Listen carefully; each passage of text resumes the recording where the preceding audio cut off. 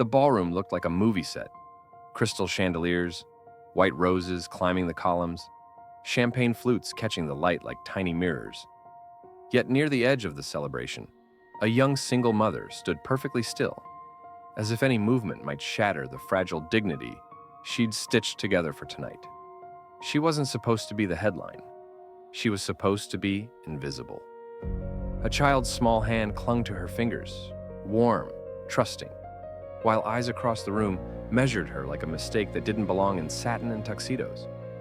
A woman in pearls smiled too sharply. A man with an expensive watch whispered to another. Laughter rippled, quiet but deliberate. Then he appeared. Not loud, not flashy. Just a presence that made conversations pause half a beat. A millionaire with the calm confidence of someone used to owning outcomes, not just rooms. He leaned in close enough that only she could hear him over the music. "Pretend I'm your husband tonight." Her breath caught, not because the offer was romantic, but because it sounded like a warning disguised as mercy, and because the way he said it made one thing terrifyingly clear.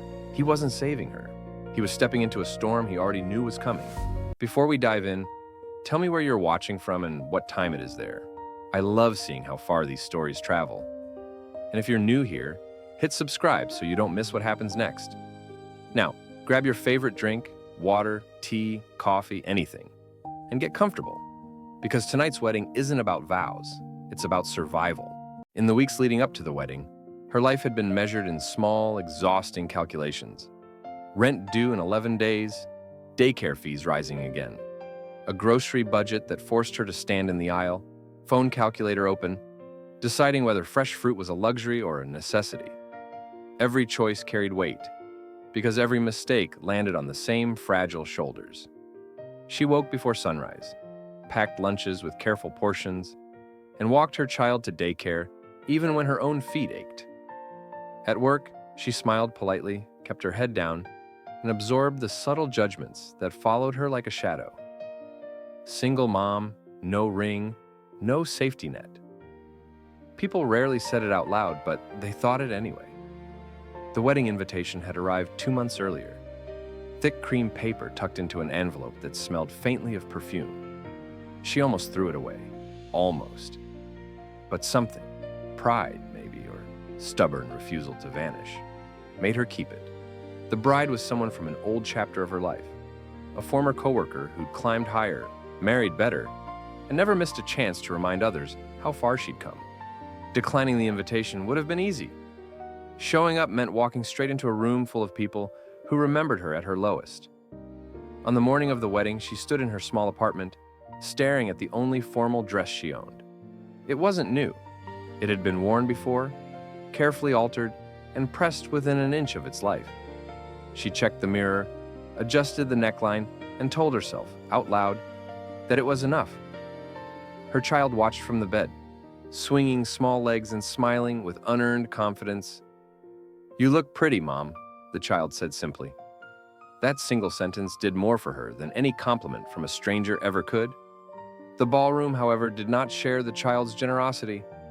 From the moment she stepped inside, she felt the shift. Heads turned, smiles tightened.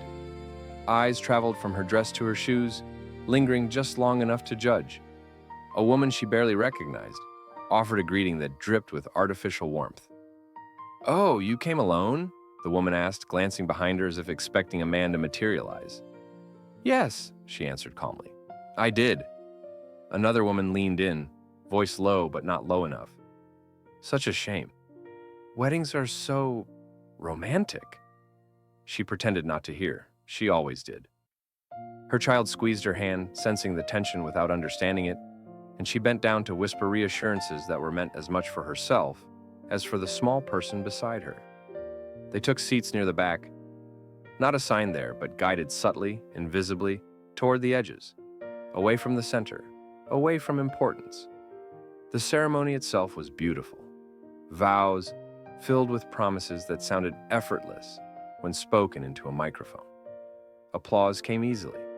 She clapped too, smiling, because she believed, desperately, that love deserved to be celebrated, even when it reminded her of everything she didn't have. At the reception, the tone shifted, Conversations grew sharper. Laughter carried an edge. Someone commented on how brave it must be to attend alone. Another asked where her child's father was, eyes bright with curiosity that had nothing to do with concern. She answered politely. Short sentences, neutral tone. Years of survival had taught her how to deflect without exploding. Then came the moment she hadn't prepared for. A woman in pearls, close to the bride, clearly enjoying her position, raised a glass during a lull in the music. "It's so inspiring," she said loudly, eyes fixed on her. "To see women doing it all by themselves really shows strength." The room went quiet. It wasn't praise, it was a spotlight. Heat rushed to her face. She felt the familiar mix of anger and humiliation rise in her chest, heavy and sharp. Her child shifted uncomfortably, sensing something was wrong. She opened her mouth to respond, calm, measured, dignified. But before a word could escape, a chair moved beside her. He stood up smoothly as if this had always been his place. His presence changed the air immediately. Conversations stilled. Phones paused mid-scroll. People recognized power when they saw it, even if they couldn't name it yet. He extended his hand toward her with effortless confidence. "Come on," he said quietly. Not commanding, inviting. Her mind raced. She didn't know him, not really. She'd noticed him earlier. How could she not? But had assumed he belonged to another world entirely. A world of private jets and unspoken rules. A world that didn't make room for women like her. Her instincts screamed no. Pride told her to stay seated, to endure, to leave early with her dignity intact. But then she looked at her child. Small shoulders, curious eyes, a life that depended on her choices. She took his hand. He introduced himself to the table with a calm smile. "My wife and I were running late," he said casually, as if the explanation required no further detail. "Traffic." The word wife landed like thunder. Gasps were subtle but unmistakable. Eyes widened. The woman in pearls froze, glass halfway to her lips. Her heart pounded so loudly, she was certain others could hear it. He didn't squeeze her hand, didn't pull her closer than necessary. He simply stood beside her, solid and unyielding, like a wall built precisely where it was needed most. "I should have introduced her earlier," he continued, voice even. "But she prefers to stay out of the spotlight." Out of the corner of her eyes, she saw phones being lowered. Smiles reassembled themselves into something more respectful. Apologies formed quickly, awkwardly. The woman in pearls laughed too loudly. "Oh, I had no idea." He nodded once. "That's understandable. We keep our private life private." The message was clear. Boundaries had been crossed. Consequences had arrived. As the music resumed and conversations restarted, her legs threatened to give out. He leaned closer, lowering his voice so only she could hear. "Are you okay?" he asked. She swallowed. "You shouldn't have done that." "I know," he replied, "but you needed it." She pulled her hand back gently, forcing herself to breathe. "This can't go any further." "It won't," he said immediately. "Not unless you want it to." That was when she noticed something that sent a chill down her spine. As he stepped away, a woman across the room stared at them with open fury. Not confusion, not curiosity, recognition. And as she reached into her purse to check on her child, her phone buzzed softly. An unknown number. One message. "Don't trust him. You're already being watched." She read the message twice, then a third time, her thumb hovering over the screen as if it might burn her. The words didn't explain themselves. They didn't have to. Fear had a way of filling in blanks, faster than logic ever could. She slipped the phone back into her purse just as the man returned, carrying 2 glasses of sparkling water. He offered one to her without comment, eyes briefly flicking to her child, who was now focused on a small plate of fruit someone had thoughtfully placed nearby. "I don't drink when I'm nervous," she said quietly, taking the glass anyway. He nodded. "Neither do I." They stood side by side, close enough to be convincing, distant enough to be respectful. Around them, the room had recalibrated. People smiled more politely now. Conversations adjusted their tone. Someone even approached to ask where they had met, voice dripping with newfound admiration. "College," he said smoothly, before she could answer. Different years. She shot him a look. He didn't flinch. Law school? The woman asked. He smiled. Something like that. The woman laughed, satisfied, and drifted away. When they were alone again, she exhaled sharply. You're good at this. I've had practice, he replied. Not like this, though. She studied him more closely now, allowing herself the luxury of curiosity. He was younger than she'd first assumed, but carried himself with the confidence of someone who'd been underestimated before and learned from it. His suit was impeccable, but not flashy. His watch understated. Everything about him suggested control. Why me? She asked suddenly. He hesitated for a fraction of a second. It was small, but she caught it. Because you were being cornered, he said, and because no one deserves that. That's not the whole truth. A muscle in his jaw tightened. No, he admitted. It isn't. Before she could press further, a familiar voice cut through the music. So, this is where you've been. Her stomach dropped. The man approaching them wore a confident smirk, the kind that came from knowing exactly where to apply pressure. He'd aged since she'd last seen him, but not enough to erase the memory of sleepless nights and whispered threats. I didn't expect to see you here, he continued, eyes flicking to the man beside her. Especially not like this. The millionaire's posture shifted subtly, protective, alert. And you are? He asked coolly. The man laughed. An old friend. She felt heat rush to her face. We have nothing to talk about, she said firmly. Oh, I think we do, he replied, lowering his voice. Especially about unfinished business. Her child looked up, sensing tension, and she immediately placed a hand on the small shoulder, grounding herself. Not here, she said, not now. He leaned in closer. You don't get to choose the timing. That's enough, the man beside her said quietly. The smile slipped from the intruder's face. And you are?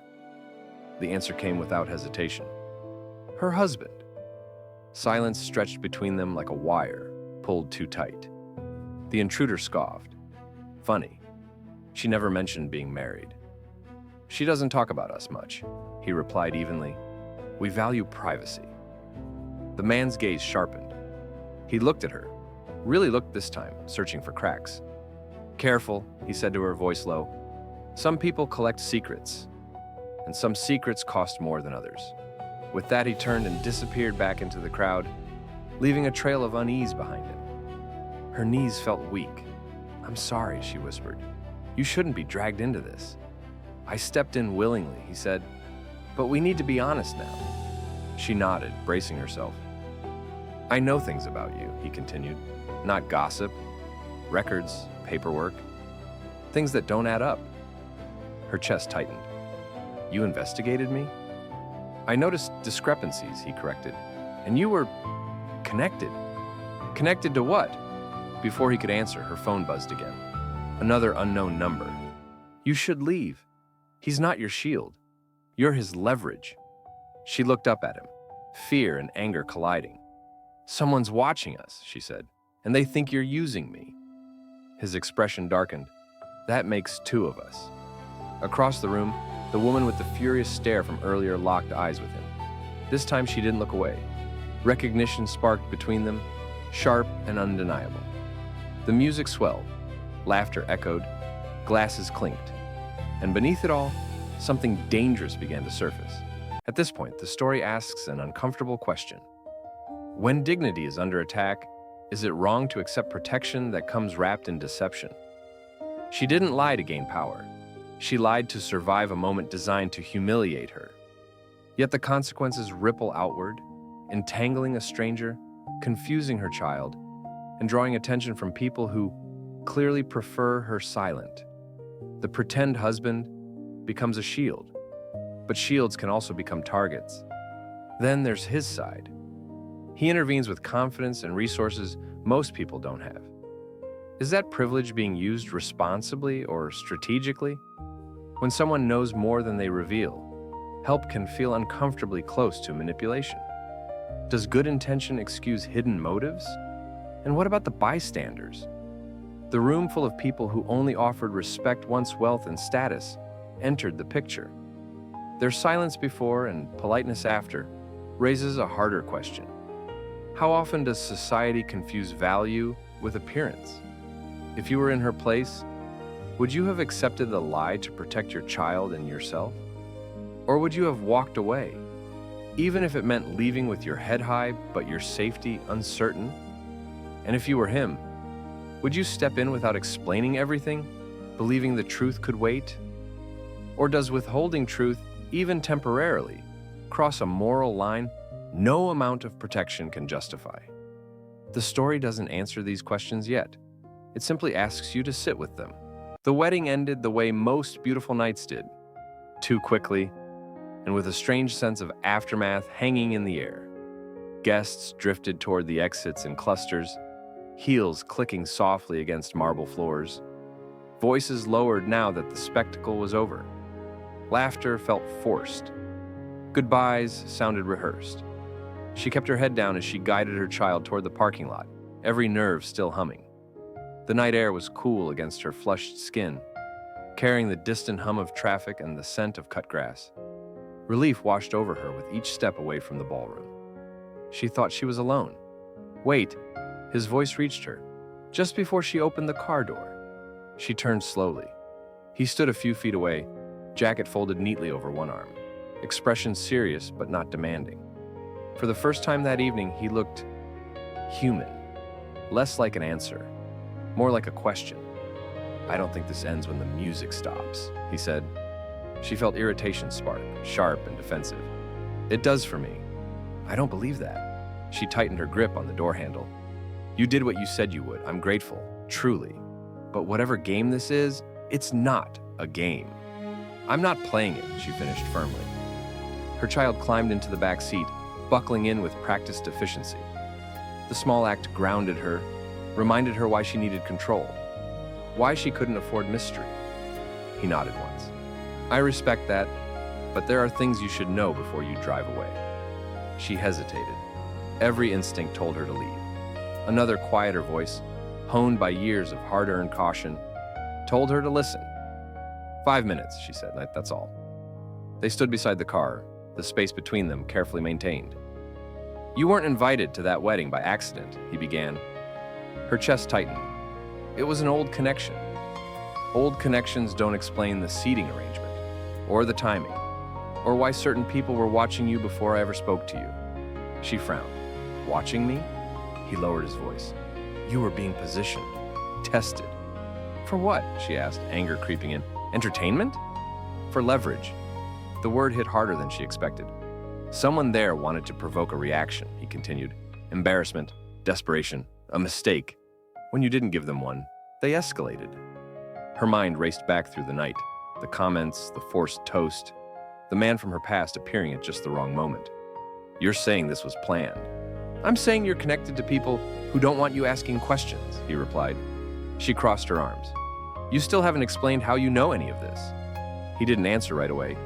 When he did, his tone had shifted, careful, measured. "Because I've been investigating a network that uses social events like this to apply pressure, contracts signed under duress, admissions coaxed out of fear, silence bought cheaply." She stared at him. "And where do I fit into your investigation?" "You don't," he said quickly. "Not by choice, but you were already in their orbit." Her laugh was bitter. "That's convenient." "I know how it sounds." "Do you?" she shot back. "Because from where I'm standing, a stranger just inserted himself into my life, lied publicly, and now wants me to believe I'm some kind of target." He met her gaze steadily. "You are." The certainty in his voice sent a chill through her. She opened the car door, kneading the barrier. "Then, I'll deal with it my way." "Your way almost got you cornered tonight." She flinched. He noticed, immediately softened his tone. "I'm not criticizing you," he said. "I'm worried." "You don't know me well enough to worry," she replied. "I know enough." She shook her head. "No. You know files, patterns, data. You don't know what it costs to rebuild a life from nothing. I know more about loss than you think." Their eyes locked for a long moment, something unspoken passing between them. Then her phone buzzed again. Another message. "They're not done.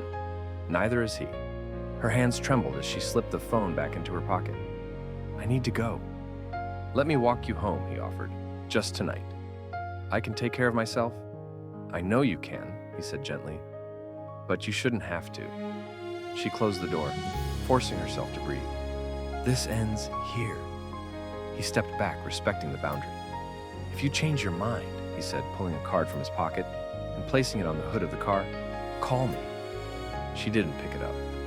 The drive home felt longer than usual. Every red light stretched into suspicion.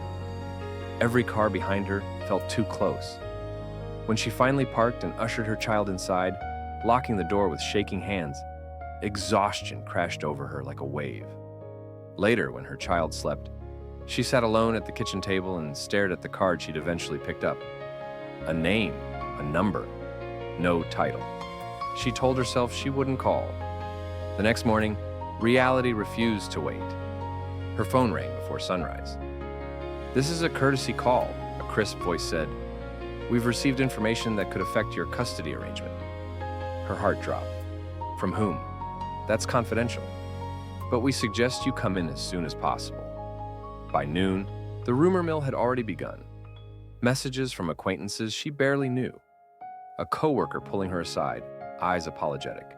"There are concerns," they said. "HR needs to talk." By evening, her inbox was flooded with anonymous emails, screenshots, half-truths, accusations carefully worded to sound plausible. Single mother, questionable past, unstable environment. She sat on the edge of her bed, head in her hands, as fear threatened to swallow her whole. Her phone buzzed, a text this time. "I told you this wouldn't end quietly." She stared at the screen, then at the card on her nightstand. 30 seconds later, she was dialing. He answered on the first ring.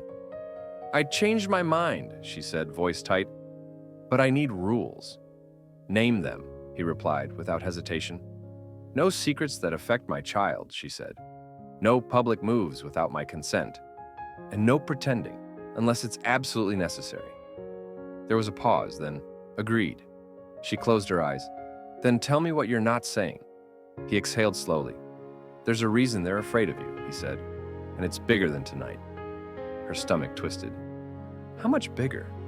"Big enough," he said carefully, "that being seen as my wife might be the safest place for you right now." Silence stretched between them. She felt the weight of the decision pressing down on her.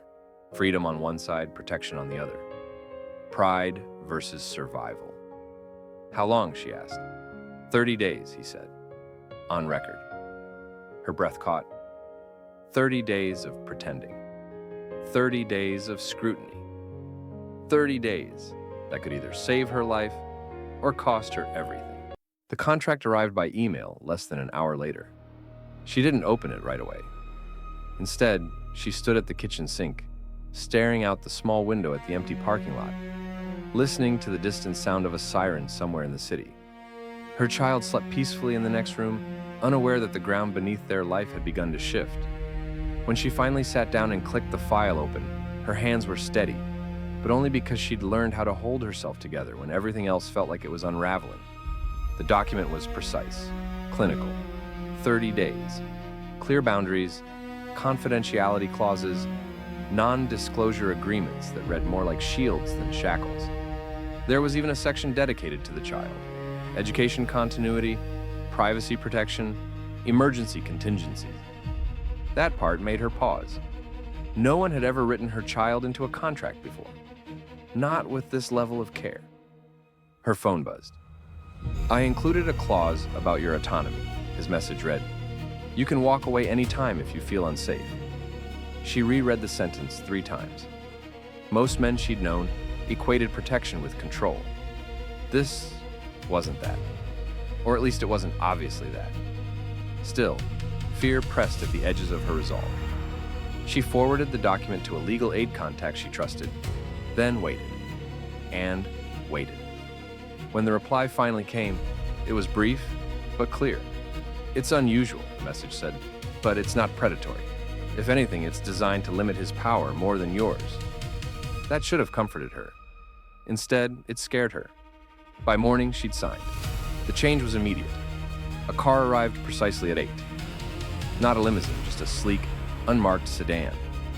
The driver introduced himself politely and addressed her by her last name, no titles attached. That mattered to her. They didn't move her into a mansion. That surprised her too. Instead, they relocated her to a discreet townhouse on a quiet street close to her child's school.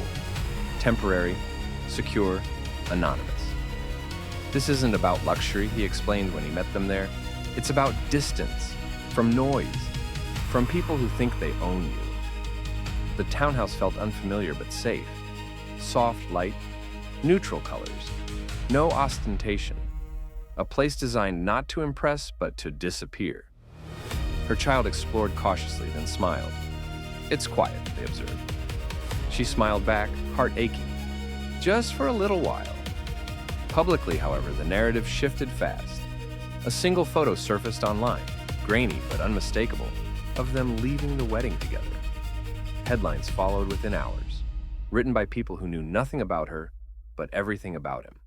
Mystery wife, secret marriage, billionaire's private life exposed. Her name was attached soon after. The comments were brutal. She tried not to read them. She failed. Gold digger, opportunist, using a kid as leverage. Each word felt like a hand closing around her throat. At work, the atmosphere turned cold. HR called her in that afternoon. We need to discuss reputational concerns, they said, eyes flicking nervously between her and the printed screenshots on the table. I haven't done anything wrong, she said quietly. That may be, they replied, but perception matters.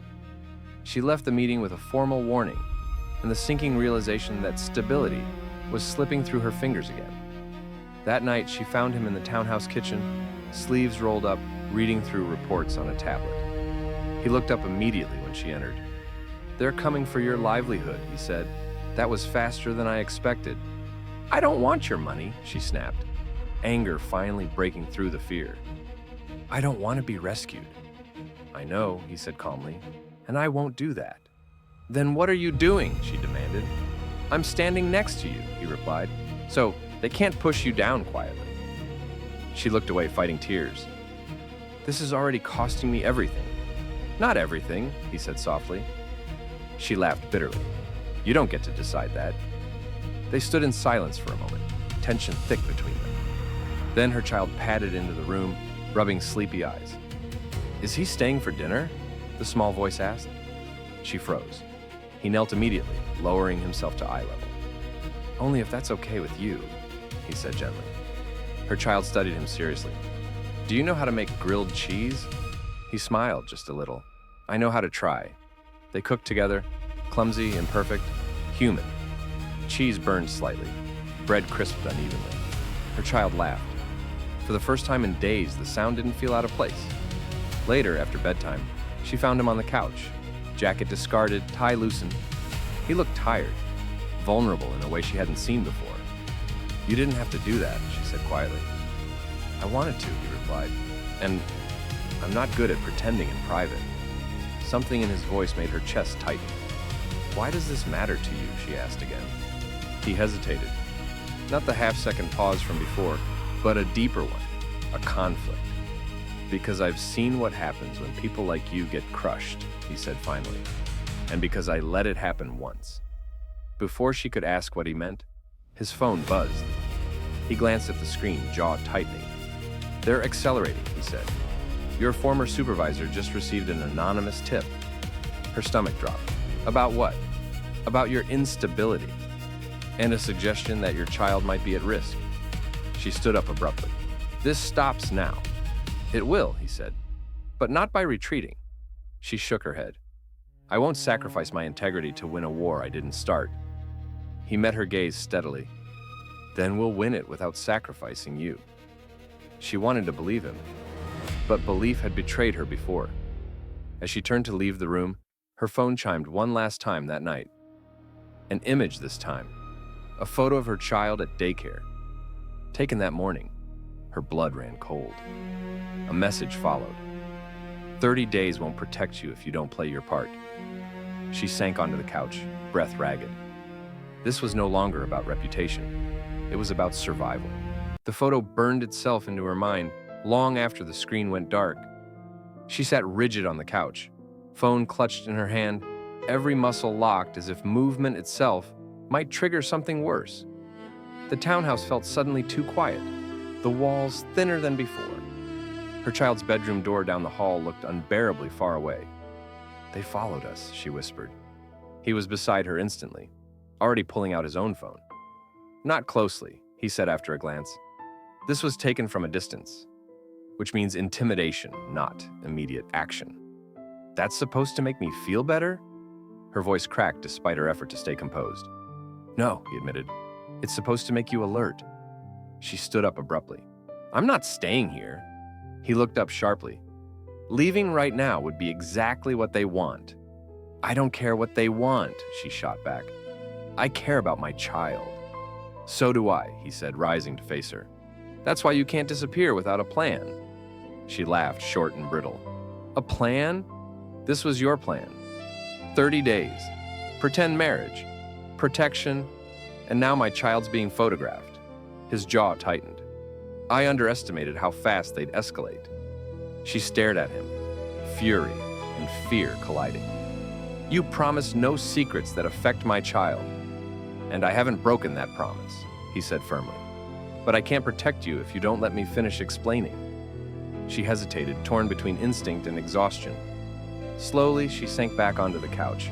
"Talk," she said, "now." He sat across from her, posture open, voice steady. "Years ago, I was involved in exposing a financial operation that hid behind charities and social events.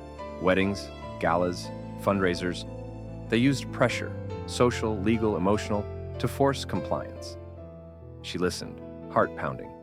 "One woman tried to come forward," he continued. "A single mother. She had documents, witness accounts. But when the pressure came, threats to her job, her custody, she broke. She recanted, and the case collapsed." Her breath caught. "What happened to her?" "She disappeared," he said quietly. "And I let it happen because I thought the system would protect her." Silence settled heavily between them. "You see patterns now," he went on. "When I saw your name connected to a sealed record from years ago, nothing conclusive, just anomalies. I started paying attention. The wedding confirmed it. They were testing you." Her hands trembled. "I don't have documents. I don't have proof. I barely remember that time in my life." "You don't need to," he said. "Not yet." "That's not comforting." "I know." She stood again, pacing now, trying to bleed off the adrenaline. "So, what am I to you? A witness you're protecting, or bait you're willing to risk?" He didn't answer immediately. When he did, his voice was lower. "At first, I thought you were a key, something to unlock a case that's been closed for too long." Her chest tightened painfully. "And now?" she asked. "Now I know you're a person who deserves a choice." She stopped pacing, meeting his gaze. "Then here's mine. No more pretending in public unless absolutely necessary. My child stays off the record. No photos, no appearances. And if this gets worse, we go to the authorities." He nodded. "Agreed." The next day proved how fragile agreements could be.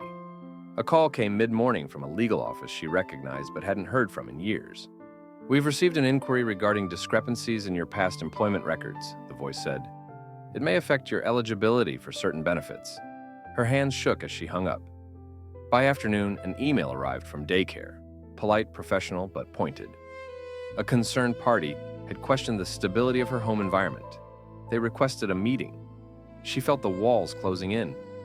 "They're stacking pressure points," she said that evening, voice hollow. "Job, childcare, my past. And they'll keep doing it," he replied, "until you fold or fight." She looked at him sharply. "You said you wouldn't push me." "I'm not," he said gently. "I'm telling you the truth." That night, after her child fell asleep, she sat at the dining table surrounded by old documents she'd dug out from storage. Pay stubs, emails, a faded hospital bill with handwritten notes in the margin. Pieces of a life she'd tried to forget. Then she saw it. A discrepancy in dates. A signature that wasn't hers. A charge she never approved. Her pulse quickened. This was altered. He leaned over her shoulder, careful not to touch. "That's what they do. They rewrite reality until you doubt yourself." A knock sounded at the door. Both of them froze. He gestured for her to stay back and moved quietly to the entryway, checking the security feed before opening it. A woman stood outside, middle-aged, tired eyes, nervous posture. "I'm sorry to show up like this," the woman said quickly, "but I didn't know who else to trust." Her heart skipped. "Do I know you?" The woman swallowed. "No, but I know about your child, and about the wedding." He stiffened. "Who sent you?" "No one," she replied. "I came because I made a mistake once, and I won't make it again." She stepped inside hesitantly, clutching a worn folder. "Years ago, I worked admin for one of their shell organizations. I kept copies. I thought they'd come in handy someday." The folder hit the table with a soft thud. Inside were emails, payment records, names she recognized from the wedding guest list. Her legs nearly gave out. "They're terrified of you," the woman said quietly, "because you were there when one of their deals almost fell apart. And because your child's existence ties timelines together they thought were buried." Her voice shook. "What does my child have to do with this?" The woman met her eyes, sympathy etched deep. "Everything." Before more could be said, her phone buzzed violently in her pocket. An incoming call, unknown number. She answered, voice steady by sheer force of will. "You should have stayed quiet," a man's voice said calmly. "Now you've involved strangers." Her grip tightened. "Stop threatening my child." A chuckle. "Threats? No. Consequences." The line went dead. She lowered the phone slowly, eyes blazing now, not with fear but resolve. "No more," she said. "I won't be silent. Not for my safety, not for my child's." He watched her carefully, something like respect settling into his expression. "Once you step forward, there's no turning back." She nodded. "I already turned back once. I won't do it again." Outside, the night pressed close, heavy with danger. But for the first time, she felt something else too. Control.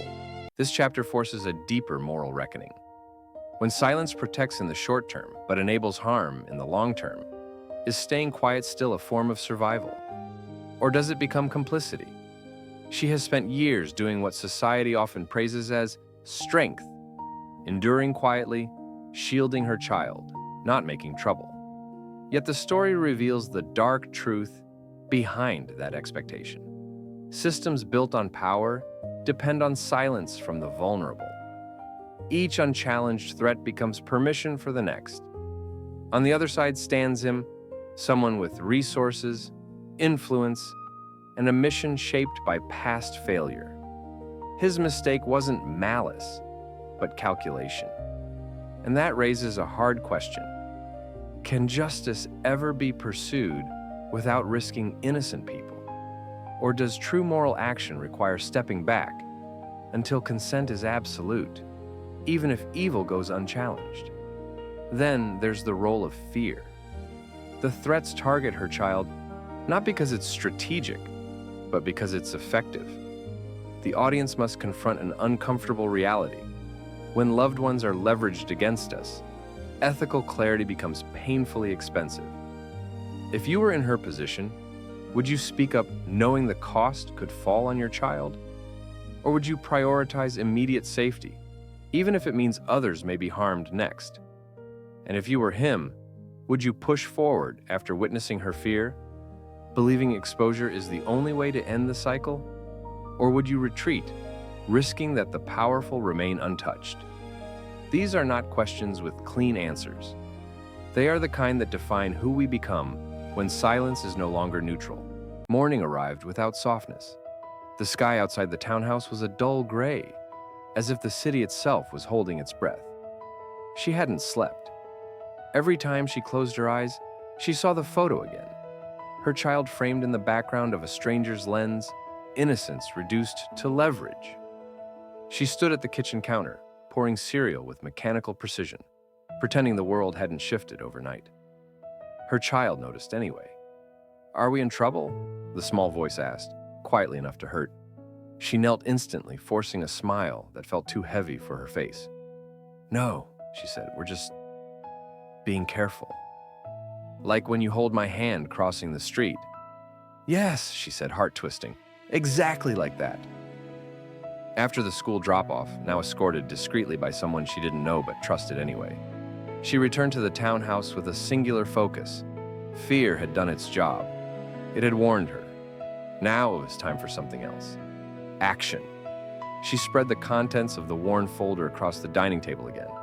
Emails, transaction logs, event schedules, names circled in red pen by someone who'd once been too afraid to speak. "I don't want you steering this," she said, not looking up. He stood by the window, phone pressed to his ear, ending a call with a brief nod. "I wasn't planning to." She finally met his gaze. "I need access to everything you know about me, about my past." He hesitated, then nodded. "I was hoping you'd ask." The files arrived digitally within minutes, clean scans, annotated timelines, cross-referenced records. She read slowly, deliberately, refusing to let emotion rush her understanding. There it was. A year she'd nearly erased from memory. A temp job she'd taken after leaving an abusive situation. A non-profit that had promised stability and purpose, and quietly imploded months later under allegations that never quite made the news. Her name appeared in the margins. Not accused, not cleared, unresolved. "They altered internal records after I left," she said, pointing at a discrepancy. "I remember this invoice. I flagged it." "Yes," he said, "and someone flagged you." She swallowed. "So why didn't they destroy me back then?" "They tried," he replied. "But you vanished, changed jobs, moved, became uninteresting." She let out a hollow laugh. Being poor finally paid off. His expression softened. "You survived." "I hid," she corrected. "There's a difference." By midday, they had a plan. Not a reckless one, but not a timid one either. She would take control of the narrative quietly. No press, no public statements. Just precision. The former admin, the woman who'd come forward the night before, agreed to cooperate formally. A secure meeting with an independent legal team was scheduled. Data would be mirrored, redundancies layered. For the first time since the wedding, she felt the ground steady beneath her feet, until the message arrived. It came through a private channel she hadn't known existed, routed through an encrypted app she'd never installed. "You think digging will save you?" She stared at the screen, pulse steady now instead of frantic. "No," she typed back. "I think silence will destroy me." 3 dots appeared, then disappeared. He watched her closely. "They're adjusting." "Good," she said, "so am I." That afternoon, she insisted on something he hadn't expected. "I'm going to be seen," she said. He frowned. "Public exposure increases risk." "Only if I look afraid," she replied. "I won't." They compromised. A single appearance, controlled, no statements, just presence. They arrived together at a small charity luncheon, a quiet affair, far from cameras but not from influence. She wore a simple dress, no labels, no armor, just herself. Eyes followed them as they entered. Whispers too. But this time she didn't shrink. She smiled, nodded, made polite conversation. When someone asked about her sudden prominence, she replied evenly, "Life has a way of resurfacing things we thought were behind us." Across the room, the woman who'd glared at them at the wedding stiffened. Recognition flared again, followed by calculation. Later, as they stood near the exit, a man approached them quietly. Older, distinguished, nervous in a way that didn't match his tailored suit. "You shouldn't be here," he said to her under his breath. She met his gaze calmly. "I was invited." His eyes flicked to the man beside her. "You don't understand what you're stepping into." "I understand exactly what I stepped out of," she replied. "And I won't go back." The man's jaw tightened. "This won't end the way you think."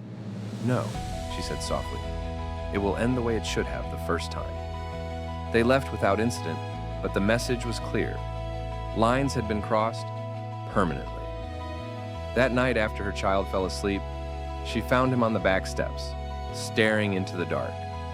"You didn't have to stand so close today," she said gently. "I wasn't going to fall." "I know," he replied. "That's why I did." She sat beside him, a careful distance between them. "You lost someone," she said suddenly. He didn't flinch. "Yes, Because you waited for the system. He nodded once. And because I told myself staying objective was the same as being moral. She studied his profile, the tension etched into every line. I'm not your redemption. I know, he said quietly. And I don't want you to be. Silence settled between them, heavy but not uncomfortable. Then her phone buzzed. A new message, private hearing scheduled. Your testimony requested. Her breath caught. They're moving to formal proceedings. That's faster than expected, he said. She straightened. Then I need to be ready. He turned to her, something like pride in his eyes. You already are. As she stood to go inside, he added, There's one more thing you should know. She paused. The child, he said carefully. The reason they're terrified isn't just leverage. Her heart hammered. Then what is it? Because timelines overlap in ways they can't explain, he said. And because your child's existence confirms a transaction they've denied ever happened. Her knees weakened. You're saying, I'm saying, he interrupted gently, that your child is living proof. The truth hit her like a wave, cold, shocking, undeniable. She pressed a hand to her chest, breath shallow. Then this was never about me. It started with you, he said, but it ends with them. She closed her eyes, steadying herself. For years, she had believed survival meant staying small. Now she understood. Survival meant standing up quietly, firmly, and without permission. And without. The truth didn't arrive all at once. It seeped in slowly, like cold water through a crack she hadn't known was there. Until suddenly she couldn't breathe without feeling it. She sat at the dining table long after midnight, the townhouse silent except for the faint hum of the refrigerator. Papers were spread before her in careful rows, illuminated by a single lamp. Dates, signatures, ledger entries that shouldn't have existed, and others that were conspicuously missing. Her child's existence wasn't a coincidence. It was a receipt. She pressed her palms flat against the table, grounding herself as the realization settled. Years ago, during that lost year, the one she'd tried to erase, someone had moved money through a nonprofit using fabricated service agreements. One of those agreements bore a date that overlapped with her hospital records. The timing aligned too perfectly to dismiss.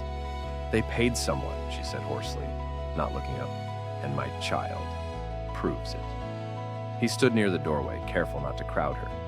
They claimed the transaction never happened, he replied. No service rendered, no beneficiary. Her voice shook. But a child doesn't lie. No, he agreed quietly. Paper can be forged. People can be silenced. But time leaves marks you can't rewrite.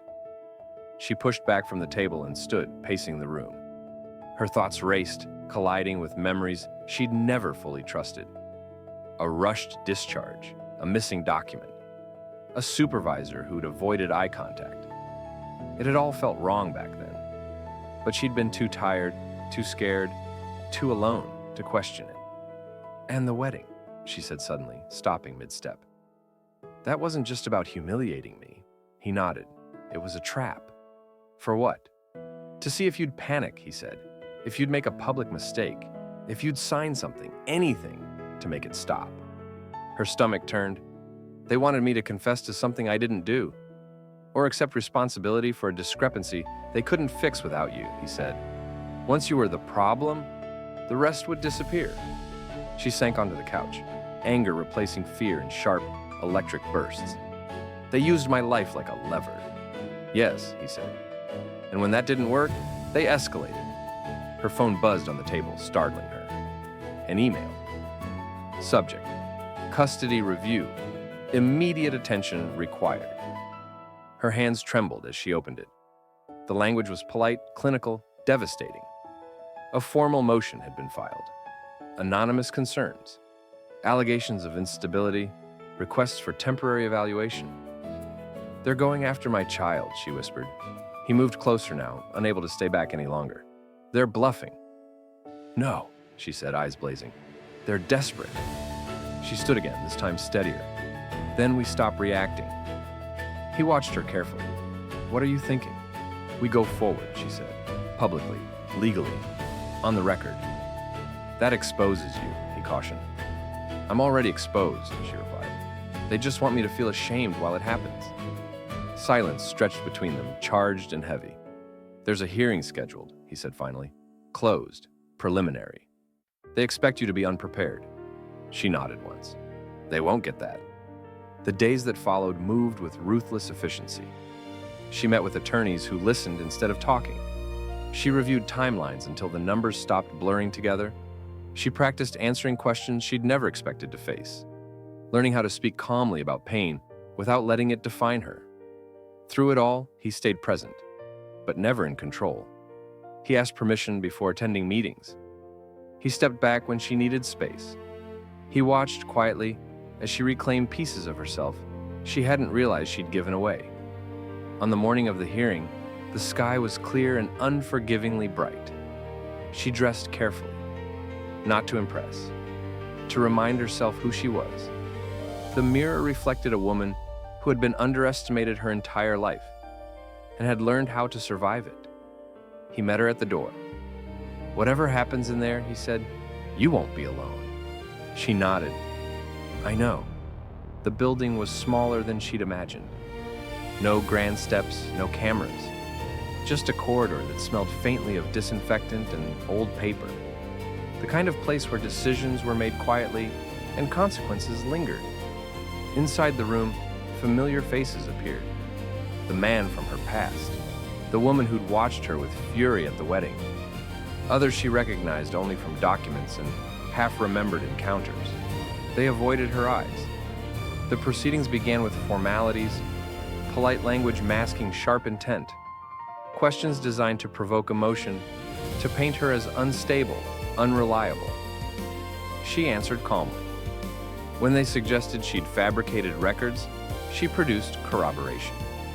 When they implied her child's environment was unsafe, she described routines, support systems, care plans, with precision and restraint. Then came the moment she'd prepared for. They introduced a document, a contract, a supposed admission from years ago, unsigned, undated, but positioned as proof of complicity. Her pulse remained steady. That document is fraudulent, she said evenly, and I can prove it. Murmurs rippled through the room. She laid out the discrepancies, the altered metadata, the mismatched ink, the transaction that couldn't exist without a corresponding transfer, one that appeared unmistakably in a ledger tied to a shell organization. The date on that transfer, she continued, voice unwavering, coincides with my medical records. Records that establish I was not in any position to authorize or benefit from such an agreement. The man from her past shifted uncomfortably. And, she added, my child's birth timeline corroborates the existence of that transaction. You cannot erase time. Silence fell like a held breath. The panel adjourned briefly. When they returned, the tone had changed. Questions turned outward, to the nonprofit, to the shell organizations, to the witnesses who had expected her to fold. She felt it then, the shift. The moment the ground tilted away from her and toward them. Outside the room, after it ended, she exhaled for what felt like the first time in weeks. It's not over, he said softly. I know, she replied, but it's started. Her phone buzzed. A message from an unknown number. You think you've won. This isn't finished. She stared at the screen, then slipped the phone into her bag. I'm done being afraid, she said. He studied her, something deep and unguarded in his expression. So am I. They walked out together, not as a performance, not as a shield, but as two people who had chosen to stand in the light, knowing exactly what it would cost. Behind them, the machinery of power began to grind, slowly, loudly, and no longer in the dark. The fallout didn't come as a single explosion. It came as a series of controlled detonations, each one timed to expose a different layer of the same lie. By the next morning, subpoenas were issued, not announced, served, quietly, precisely. The kind that didn't ask for cooperation but expected compliance. Bank records, email servers, board minutes from nonprofits that had once worn benevolent smiles like armor. She woke before dawn, heart steady in a way that surprised her. Fear hadn't disappeared. It had simply stopped driving. Her child sat at the kitchen table, coloring carefully within the lines of a page she'd torn from an old book. "Are you going to work today?" the small voice asked. "I'm going to tell the truth," she replied. Her child nodded, accepting this as a reasonable adult activity. The building where the public session would be held was larger than the one before, more formal, more visible. This time, there were cameras. Not many. Enough. The kind that turned whispers into records. He didn't walk beside her at the entrance. That was her decision. "If I stand with you out there," he'd said earlier, "they'll say you're hiding behind me." She'd looked at him steadily. "Then stand back and be ready." Inside, the room filled slowly. Reporters took seats with neutral faces that betrayed nothing. Attorneys arranged papers with practiced calm. The panel entered. The room rose. The machinery began. They started with her. Questions sharpened. Not hostile, surgical. Designed to test consistency, endurance, composure. She answered without embellishment, without apology. She spoke about timelines and records, about altered files and erased emails, about how easy it was to dismiss a single mother when she didn't fit the image of credibility. Then came the attack. A representative for the opposing interests introduced a new expert, someone she'd never met, presenting a narrative that painted her as emotionally compromised, a mother under stress, a woman with motive to fabricate. She felt the room lean forward. She breathed once, slowly. "May I respond?" she asked. Permission granted. "You've described stress," she said calmly, "as if it disqualifies truth. I'd like to submit documentation that shows when the stress began and who benefited from it." She gestured. Her attorney stood, distributing copies. The documents traced pressure points like a map. Anonymous tips timed to custody filings. Complaints sent hours before work evaluations. Messages routed through shell servers linked back to the same network. Patterns, not chaos. The expert faltered. Questions redirected. The narrative frayed. Then, the panel asked the question she'd been waiting for. "Do you allege intentional misconduct?" "Yes," she replied, "and I allege it was coordinated." Silence pressed in. "By whom?" someone asked. She named names. Across the room, faces tightened. One man stared down at his hands. A woman's jaw clenched, eyes flashing with something close to panic. And then, unexpectedly, he was called. He took the stand without spectacle. No grand gestures, no declarations, just facts. He spoke about investigations halted by pressure, about a case that had collapsed years ago because a witness disappeared. He spoke about his failure to act then and his decision not to repeat it. "I did not intervene to control," he said evenly. "I intervened to stop a cycle." The opposing counsel tried to frame him as manipulative, as someone using resources to engineer outcomes. "Did you withhold information from her?" they pressed. He paused. "Just long enough." "Yes," he said, "at first." The room stirred. "And why?" the counsel asked sharply. "Should this panel trust your judgment now?" He looked directly at her before answering. "Because when I realized my silence put her at risk," he said, "I stepped back. I gave her control, and she chose to proceed anyway." She felt it then, the shift again. Subtle, irreversible. The panel recessed. Outside the room, time stretched. Reporters murmured. Phones buzzed. The air felt thick with anticipation. Her phone vibrated in her hand. A message from an unknown number. "Last chance. Walk away and this ends cleanly." She didn't respond. Minutes later, another message followed, sent to her work email, her daycare, her attorney, her phone, all at once. A file attached. She opened it and her stomach dropped. It was a fabricated video. Poorly done, but plausible at first glance. A doctored clip designed to look like a confession, like instability, like guilt. "They're desperate," her attorney murmured, eyes narrowing, "and they just made a mistake." Because desperation left fingerprints. The panel returned. The decision wasn't final, yet. But the direction was clear. The panel acknowledged credible evidence of coordinated misconduct. They ordered expanded discovery, independent audits, protective measures. Temporary custody challenges were dismissed outright. The room exhaled. Outside, the cameras surged forward. She raised a hand, not to speak, but to pause them. "I won't be making a statement today," she said calmly. "The truth is already on record." Then she stepped back. It was over, and it wasn't. That evening, the city felt strangely quiet, as if something heavy had lifted, leaving a hollow space behind. She stood on the townhouse balcony, the cool air brushing her skin. He joined her without speaking. Handing her a glass of water, she accepted gratefully. "I'm angry," she said finally. "Not at them, at you." He nodded. "I know. You knew parts of this before I did," she continued. "You let me walk into a storm without all the information." "Yes," he said, "and I'm sorry." The apology wasn't dramatic. It didn't beg. It didn't defend. It simply existed. She studied his face, searching for the man who'd first whispered a lie to protect her dignity, and the one who'd stepped back to let her choose the truth. "I don't want to be someone's strategy," she said quietly. "You're not," he replied. "And you never were. I made that mistake. I won't make it again." Silence settled, fragile but honest. 30 days, she said. That was the agreement. "I'll honor it," he said immediately, "no matter what you decide after." She looked out at the city lights, thinking of the woman she'd been, the one who'd learned to survive by staying small, and the woman she was becoming. "I don't know what comes next," she said. "That's okay," he replied. "Neither do I."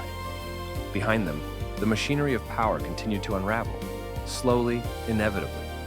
Investigations would widen, reputations would fracture, consequences would arrive on schedules no one could control. But for the first time, she wasn't bracing for impact. She was standing. And whatever came next, it would have to face her in the open. The 30 days ended quietly. No countdown, no dramatic confrontation. Just a date on a calendar that came and went while life continued. School mornings, work emails, dinners cooked and eaten without ceremony. That, she realized, was the point. The investigations didn't move quietly, though. Audits expanded. Boards dissolved. Donors froze funding. Names once spoken with reverence began appearing in headlines, followed by words like inquiry, misconduct, restructuring. Not prison, at least not yet, but exposure. The kind that stripped power of its invisibility. She returned to work under a new supervisor. The warning in her file disappeared without explanation. At daycare, the meeting was canceled. An apology arrived instead, formal, awkward, unmistakably afraid of paper trails. Her life didn't become easy. It became honest. One evening, as she packed away groceries, her child sat at the table doing homework, brow furrowed in concentration. "Are we safe now?" the small voice asked. She paused, then answered carefully. "We're safer, and we're stronger." Her child nodded, accepting this too. That night, he came by the townhouse, not as protection, not as strategy, but as promise. The contract lay folded neatly on the coffee table between them. 30 days, she said, tapping the paper lightly. "You kept your word." "I intend to keep all of them," he replied. She studied him for a long moment, without the urgency, without the pressure. For the first time, there was no role to play. "I need to say this out loud," she said. "What we did helped bring the truth out, but the way it started hurt." "I know," he said, "and I won't justify it." "That matters," she replied, "because I won't build a future on gratitude or obligation." "I wouldn't accept one," he said quietly. "I don't want to be needed. I want to be chosen." Silence stretched between them, not tense, not charged, just real. "You stepped back when it counted," she said. "You didn't speak for me. You didn't decide for me." That was the hardest part, he admitted, and the most important. She folded the contract once more and placed it in a drawer. "This is over." He nodded. "Yes. And whatever comes next," she continued, steady now, "won't look like a rescue." A faint smile touched his lips. "I wouldn't expect it to." Weeks passed. Life reshaped itself around new boundaries. She moved back into her old apartment by choice. Familiar walls, familiar neighbors, a sense of ownership that had nothing to do with wealth. They saw each other occasionally, coffee, conversations, space, no pretending. One afternoon, as she waited outside the school, she noticed a familiar figure across the street. He didn't approach, just watched, respectfully, distantly, until her child ran into her arms. She caught his eye. He smiled, then turned away. That night, her phone buzzed. Dinner. No expectations. She stared at the message for a long moment before replying. Okay. The restaurant was small, quiet. No private room, no calculated entrances. Just two people sitting across from each other, learning who they were without a crisis between them. I don't want a headline, she said early on. I don't want my life narrated by strangers. I don't want one either, he replied. I've had enough of being watched. They talked about ordinary things, work, books, how hard it was to trust silence after chaos. At the end of the meal, he didn't reach for her hand. Would you like to see each other again? He asked simply.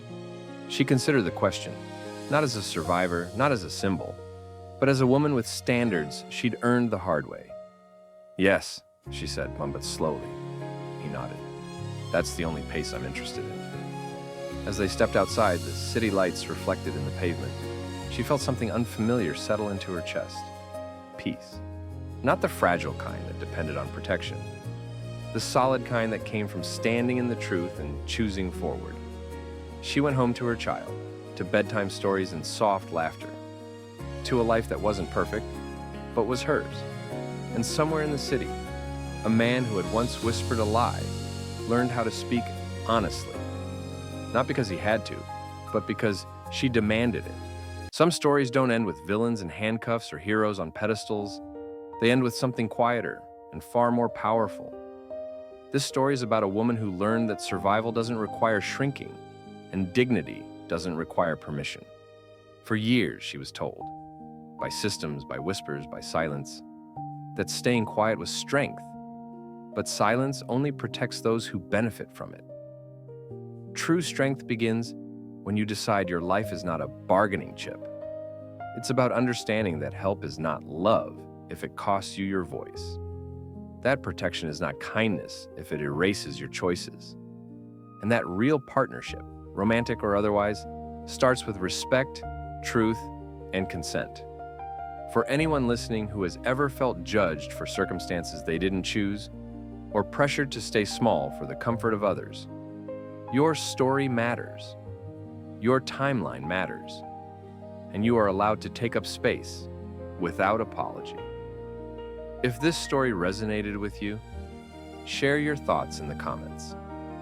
Tell us where you're watching from and what time it is there. Your voice might help someone else feel less alone. Don't forget to subscribe. If you want more stories like this, stories about justice, love, and choosing yourself.